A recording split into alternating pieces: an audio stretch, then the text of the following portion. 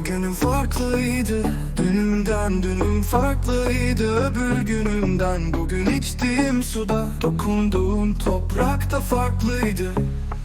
Bugün 10 kilometrelik patika yolunda gördüğüm 100 tavşan, geçtiğim ahşap köprü. Her geceki yürüyüşümde selam veren boşuna, teyze kızı ve köpeği çağırdı, onlar da farklıydı.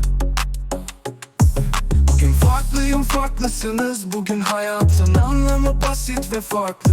Bugün umutlarınız zengin. Bugün sizlerle dostlarım dünyaya meydan okur gibi. Felsefik masanızda ben bir sazayım. Sizin bilmediğiniz benim anlattığım dün yine aynı. Bu masada birer tarihlik konudan konuya atlayan zaman makinası. Hepimizin bir hatırası var. Darius'tan eski yanan ateşlerin sahibiyiz. Bizler yanan yes surahani ani ateşgahında. Bugün farklıyım dostlarım, siz de farklısınız. Bugün yalnız değilim, yalnız değilsiniz. Bugün siz de kucaklıyorsunuz farklılıklarımızı. Hangi masada olur bu zengin çok kültürlü. Bu kültür zenginliğidir şenlendiren yüreğimizi. 12 farklı dil, 12 farklı kültür, 12 farklı ülkeden 12 farklı türkü söyledik müzik diliyle. Bugünüm farklıydı dünümden, günüm farklıydı öbür günümden. Bugün içtiğim suda, dokunduğum toprakta farklıydı. Bugün 10 kilometrelik patika yolunda gördüğüm 100 tavşan, geçtiğim ahşap köprü. Her geceki yürüyüşümde selam veren boşuna, teyze kızı ve köpeği çağır, onlar da farklıydı.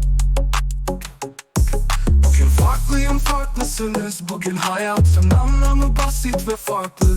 Bugün umutlarınız zengin. Bugün sizlerle dostlarım dünyaya meydan okur gibi. Felsefik masanızda ben bir sazayım. Sizin bilmediğiniz benim anlattığım dün yine aynı. Bu masada birer tarihlik konudan konuya atlayan zaman makinası. Hepimizin bir hatırası var. Darius'tan eski yanan ateşlerin sahibiyiz. Bizler yanan yes surahani ani ateşgahında. Bugün farklıyım dostlarım, siz de farklısınız. Bugün yalnız değilim, yalnız değilsiniz. Bugün siz de kucaklıyorsunuz farklılıklarımızı. Hangi masada olur bu zengin çok kültürlü. Bu kültür zenginliğidir şenlendiren yüreğimizi. 12 farklı dil, 12 farklı kültür, 12 farklı ülkeden 12 farklı türkü söyledik müzik diliyle.